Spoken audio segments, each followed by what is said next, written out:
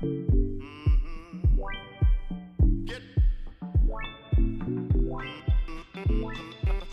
clap your hands now.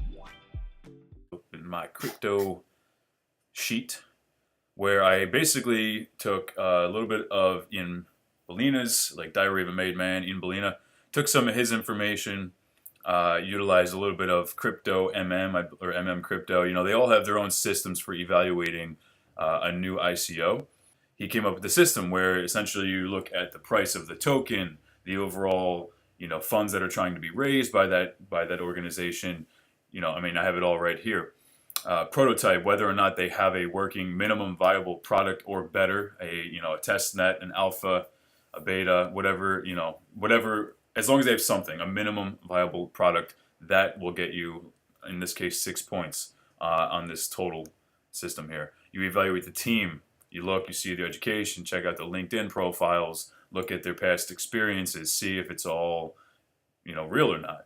Some people go as far as calling an institution, calling a university, and asking if this individual really did earn a PhD there, and if it really was a PhD in cryptography or whatever that whatever they claim.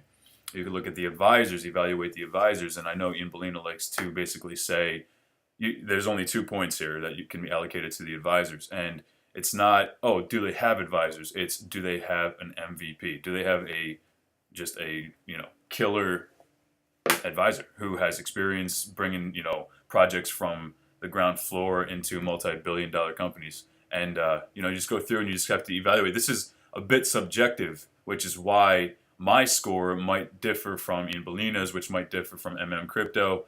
But you just have to come up with your own, your own system and be objective and look at these projects. Don't let emotion, get in the way here. Like Winding Tree was an awesome project, but right now ICOs are not doing too well. They're coming out. They're calling it ICO winter. So Winding Tree, they were doing well. I watched them from the beginning. I actually had them on my calendar for 43 days because they had to postpone the ICO. Long story short, they didn't even raise a lot of money. But right now, if you look here, you also evaluate the type of project. And blockchain infrastructure-based projects get the highest there. You get 2 points. But this is a decentralized app, or it's just an app, being built upon an existing Ethereum network. So I would love to give them 2 points. I'd love to see this go over 80%, which would be more convincing for an investment, But this is one of those things where Ian Bellina would say, wait for the right time on exchanges, because you can't anticipate a decentralized app or any app to really kill it right now, where you see, blockchain projects are the only ones that are really hyped and really taken off. I mean, Credits was an ICO recently where, they had almost 28,000 people or more in their Telegram group. They, Fusion, not as popular for some reason. It's a better project in my opinion. It's scored higher by various different token metrics, and we're looking at 83.8% here. Again, do your own research. I am not a financial advisor, but and it's sold out anyway. Right now, it is on exchanges. It's on Buy Box. It's trading for, I want to say, $350, which is above the price that the original ICO participants paid. Oh, look at that, $3.24, $3.24. So suffering right now. But again, this is brand new, and this is from DJ.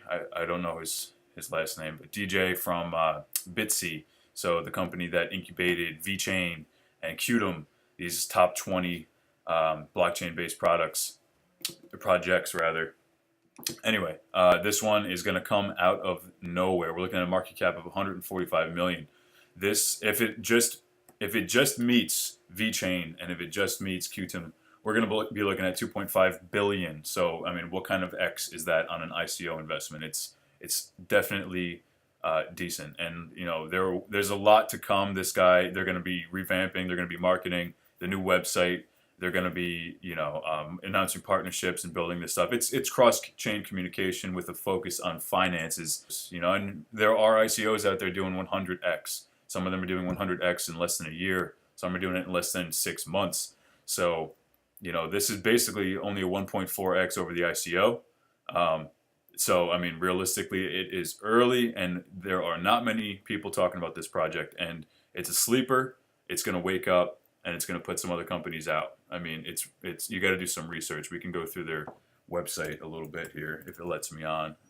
They blocked America from the ICO. Shout out to Blender Bottle, the new guy here, 32 ouncer, round bottom, easy to clean. I've got Blender bottles everywhere. All right, the new era of crypto finance for the Internet of Values.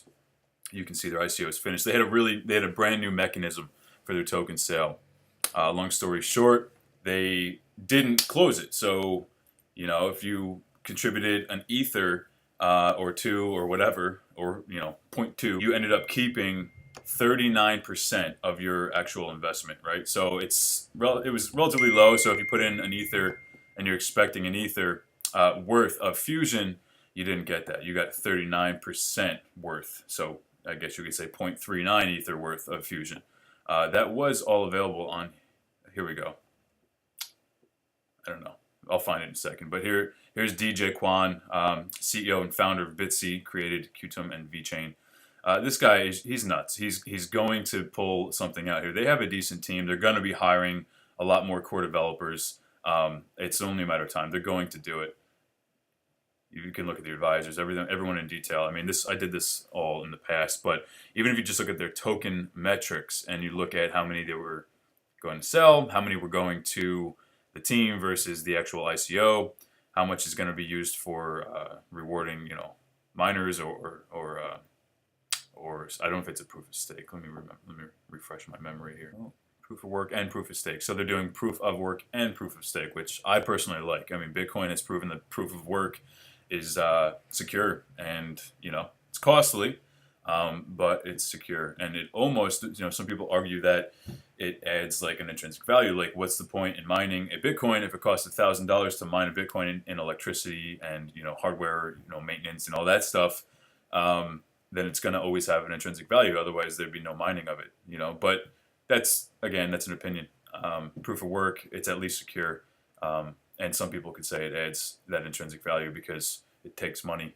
It costs money to pay for the Wi-Fi, pay for the GPU power, pay for the electricity, all that stuff. So the proof of stake, obviously, that'll be important too. So 30% of the tokens will be allocated to this to motivate you to go ahead and mine or stake your coins. Yeah, right now it's only on buy box, but I'd love to see this hit KuCoin. I'd love to see it hit Binance, even Huobi, Huobi. Any exchange would be better. Buy box is nice though. I'm not gonna lie, it's decent, easy to get in, easy to get out. A little bit costly. I think their withdrawal fee is one entire Fusion. If Fusion hits $50 or more in the future, you'll recall, you're gonna be like, man, I had to pay $50, to withdraw my Fusion. But again, it's not based off of the future price, it's based off of the current price. So you can't blame them for that. Let's get back over to this guy and check some stuff out. Now, Fusion was just recently added to CoinMarketCap. I was using this FSNprice.com for a little while, which is really convenient, and it's mostly accurate on and most up to date. But I think it doesn't hurt to get on here and check out recently added. Fusion 4 days ago, looking at 326. They don't have the market cap yet, nothing. But you can check the volume here. It's higher than you might expect. And this was over 1 million. This was, I think, almost over 2 million in the first few days being on there. I think people are patiently waiting for partnerships to be announced, for the new website to go, for marketing to begin before they throw any more. A lot of the people who participated in the ICO are content with their holdings or probably scooping up some right now. We can check out the actual buy box and see what kind of buy and sell orders are going on right now. There's a guy here trying to buy 51,178 Ether. Oh my God. All right, so